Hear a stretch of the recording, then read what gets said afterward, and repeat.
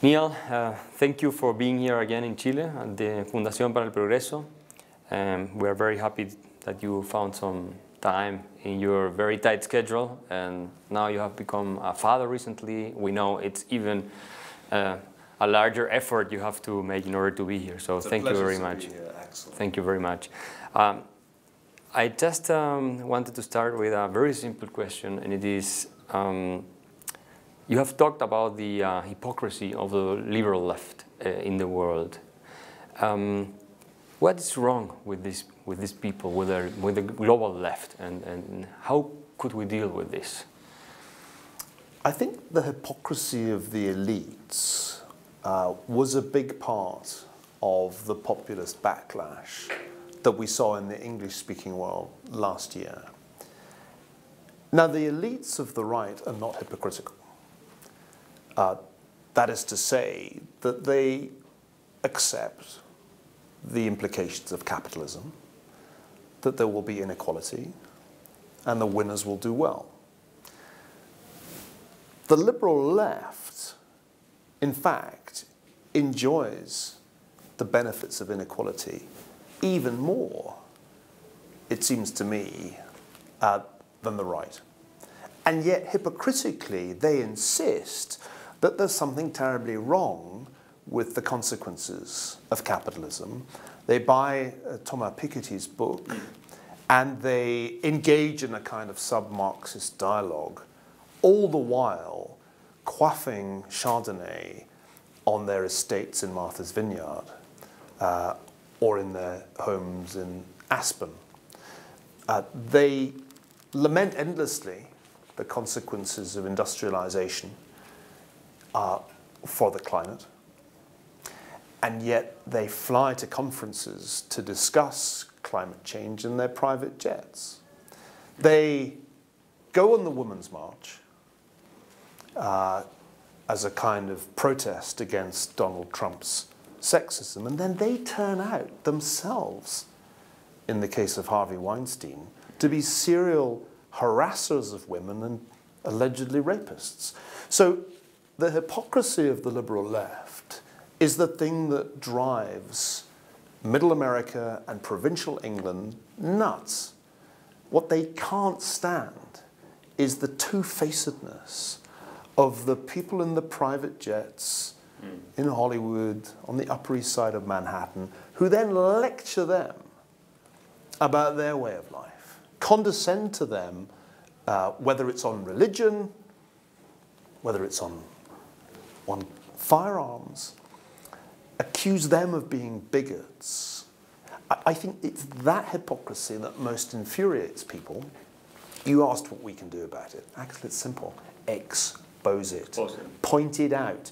Keep reminding people of the fundamental hypocrisy of these liberal elites who enjoy all the benefits of capitalism, but are very determined not to share them, but would in fact like to adopt policies that will reduce social mobility, will make it harder for people in the working class to rise out of the working class and into the middle class, who would rather use state subsidies to trap people in poverty, who would rather have an underclass dependent on the state than have social mobility. I think that's what we need to do. We keep needing to hammer home the hypocrisy at the heart of this particular iteration of social democracy, which I think is really what it is.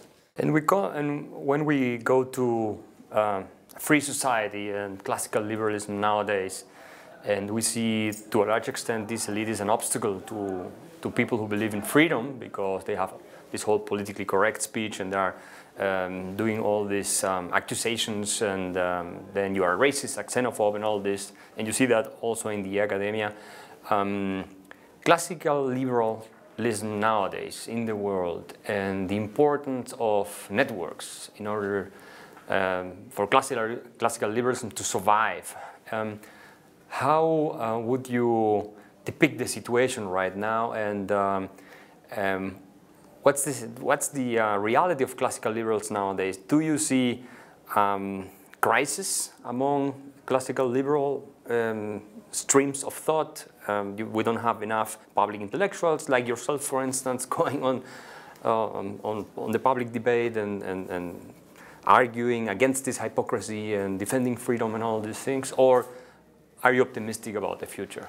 Well, I think classical liberals may have fallen into a trap by endorsing globalization somewhat uncritically. And I think I find myself guilty of having done that in the past. I think we assumed that the ideas of free markets implied globalization and implied the integration of markets for goods, labor, and capital. And the more of this there was, the better for liberalism and for economic freedom. And I think we underestimated two things. First, we forgot an important lesson of the 19th century, which is that liberalism needs the nation state, that you can't really build a liberal order on what Friedrich Meinecke called a Weltbürgertum, a world bourgeoisie, that ultimately cosmopolitanism was not sufficient to legitimize classical liberalism. It needed to be embedded in a strong nation state in which the idea of citizenship was clearly associated with the identity of the nation. I think that's one of the big insights of 19th century history. And because nationalism became unfashionable in the age of globalization and began to be seen as something in fact disreputable, we drifted into the globalist camp. The other mistake we made was to fail to realize how far globalization could be rigged by oligarchs and one-party states, the extent to which globalization itself was hypocritical. To give an example, when China joined the World Trade Organization, the rules were bent to the point of breaking to allow the Chinese to go on operating a system which was fundamentally incompatible with classical liberal principles. So it was a very asymmetrical deal that was done that allowed China into a system without requiring it to apply all the rules to itself. And I think to go along with that was a mistake. We should have been crying foul much more about the concessions being made in the 1990s and 2000s to authoritarian regimes and to oligarchs. We should have been saying this is not the way that you build a liberal international order, to use a popular term of our times, that this is actually as hypocritical as the hypocrisy that we were discussing a moment ago of the social elites of the West. And what about migration in this whole issue? I mean, if we have different cultures coming together, completely opposed cultures sometimes, like we see in Europe with the Islamic world coming into Europe, and we know all the studies that show that social capital decreases the more diverse the society is. Sorry, Putnam and others have shown this.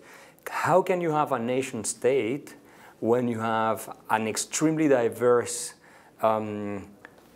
social reality, so to speak, and with groups that don't even mingle with each other, that don't interact with each other? Are we generating or creating the basis for a crisis of the nation state in the future? Are we see at some point the Balkanization of Europe? I'm exaggerating maybe, I don't know. But how do you see this threat? Because I believe it's a threat. And of course, when you say this, again, people tell you that you are a xenophobe and all this, but I don't care. And this interview will be watched by thousands or maybe hundreds of thousands of people in the Spanish-speaking world. So I think they are really anxious to listen to your opinion on this. Well, first, I need to make it clear that I'm an immigrant. My family is. And I immigrated to the United States. I'm married to a Somali-born asylum seeker who became a Dutch citizen and is now a US citizen, having immigrated again to the United States. And so it would be bizarre if I were to say, we have a fundamental problem with immigration. That would be wrong. Right. Immigration has been a source of creativity, of dynamism. It has made countries like the United States and Chile what they are. And we should be very careful not to say things that seem to imply that immigration itself is a problem. The problem is not immigration. The problem is non-assimilation. The problem is the failure to integrate newcomers into the host society. Now, this did not used to be an issue in the United States, because in the United States it was very clear that the minute you got off the boat at Ellis Island, you were embarking on a process of Americanization. I recently wrote The Life of Henry Kissinger. Henry Kissinger arrived in New York City as a refugee from Germany in 1938, and if only there had been more refugees like his family, there would have been fewer victims of the Holocaust. The minute the Kissingers arrived in New York City, he was learning English as well as working, attending baseball games, learning the rules of baseball. Kissinger is one of the few people who knows as much about baseball as he does about football, which is very remarkable, and assimilating.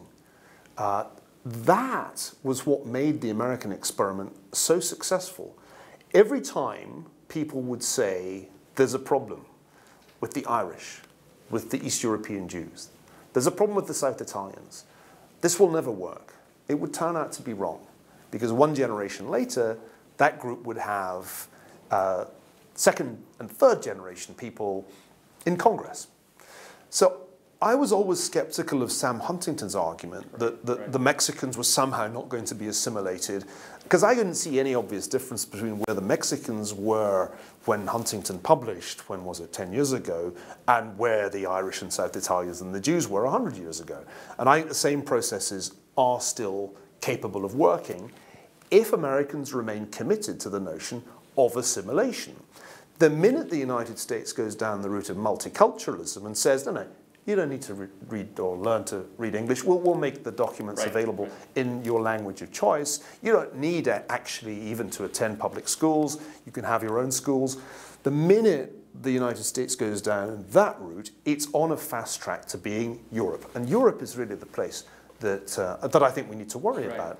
And then there are differences, because my point mostly is about the Islamic world. Because if you take a look at, in Germany, for instance, at integration Asians, people coming from China, Vietnam, and all these countries, and Latin Americans even, or Eastern Europeans, they don't show many problems when it comes to integration and assimilation. But when it comes to people coming from the Muslim world, you have huge, massive problems all over Europe, at least in Germany, France, and countries like this. So it seems to be a difference. Like Thomas Sowell argues, there is no such thing as an abstract migrant. You have different people coming from different cultures, and they have different results when they come into your country. So now we know integration and assimilation in Europe, it's failing and has failed. Is it fair to argue that would it be wise to control this sort of migration and to have criteria or some kind of rules in order to accept migrants that would really benefit your society and that you know they will integrate? Because in Europe it has not worked, even though they have invested billions in trying to integrate people coming from these countries. Well, I think there are a few points to make here. One is that labour markets, especially in Northern Europe, have done badly with almost all foreign-born workers. The unemployment rate for foreign-born workers, regardless of where they came from, is significantly higher than the unemployment rate for native-born workers all over Northern Europe. In fact, it gets worse the further north you go. And this is a legacy, I think, of what happened in the 1990s, when much smaller populations came to Germany and Scandinavia and elsewhere from countries like Somalia. So I think we already had quite good evidence that at the very basic level of giving people jobs, Northern Europe didn't do well. Secondly, these countries do not have a great tradition of assimilation in the way that the United States does, and so they were much readier to buy the multiculturalist line, that they should allow people to continue using their own languages, to have their own schools, to have their own neighborhoods. And I think that was a major policy error that was made, and it was made some time ago, and it's really hard to correct once you've established those norms. Immigrant communities are self-reinforcing. People tend to migrate to where there are already people from their native land. And so it's hard to correct that. The third point is that there has been a counter-assimilation institution at work in the case of Muslim immigrants. And that institution is called the mosque. All over Europe, in mosques, in Islamic centers, Muslim schools, there is a sustained effort to keep Muslims from assimilating, to resist integration. And this is systematic. It is what my wife Ayaan Hirsi Ali has written about as dawa, non-violent extremism. And that is a major reason why the problem is specific to Muslim communities. They're the ones who are being told, do not become like the infidel. Do not let your children associate with the infidel. These are the communities where people are threatened if there's so much as seen walking down the street with a non-Muslim member of the opposite sex. I think that's a really big part of the problem. And by and large, European governments have been very slow to realize the extent to which networks of non-violent extremism have penetrated through mosques and Islamic centers, their Muslim communities. Everybody's terribly surprised when people run off to Syria to join Islamic State, as happened a lot in recent years. They wonder why this happened. But when you look at the biographies of the people who did that, they had been exposed all their lives to a refrain of do not assimilate. This is unfortunately contrary to your basic teachings as a Muslim. And Ayaan has written, I think, very thoughtfully about the cognitive dissonance you experience as a second or third generation Muslim in Germany. This is true in Turkish communities, where actually the sense of conflict between what you're being taught in the mosque and what you experience in your everyday life creates a great tension that can in some ways be resolved by saying, okay, I reject completely the secular world and I'm going to embrace Islam in its most fundamentalist version. And one last question, Neil. What does freedom mean to you personally? I mean, from an intellectual point of view, how would you define it? Or, yeah, and how do you experience it in your own life? Like, what does it mean to you? Because I remember this interview, Charlie Rose asked Milton Friedman one time, why do you engage in this, defense of freedom so much? You could be an academic and not, go into the public sphere and debate all these people. And Friedman answered, I don't really know. It looks like he had this drive to fight for freedom, but he did not even know where it came from. So what does freedom mean to you, and why are you so committed personally as a public intellectual and academic to promote this essential value of Western civilization? Because I was born free, and I have studied in my career the lives of the unfree, and have tried, in the way that Adam Smith recommended, to empathize with those who are unfree. Let me give you two brief anecdotes. I was writing the history of the Rothschild bank and family, and early on in my research came across a letter from one of the 5 sons of Meyer Amschel Rothschild. Amschel, the eldest, who lived all his life in Frankfurt, who was born in the ghetto. The ghetto then was a narrow street, only one street, with extraordinarily high, stacked and crowded homes. As a consequence of the French Revolution and the disruption of the laws against Jewish civil rights, for the first time in his life, Amschel Rothschild was able to buy real estate, property. And the first thing that he did was to buy a garden. And the letter that he wrote to his brothers describing his first night sleeping outdoors in the garden is one of the most moving letters I ever came across as a historian. As I read this letter and as I was writing that chapter, I thought of Beethoven. I thought of the Prisoner's Chorus in Fidelio. Oh, what joy to breathe free air. And I wept. At that moment in my life, I think for the first time I fully appreciated what it is to be free by imagining Amschel in that garden.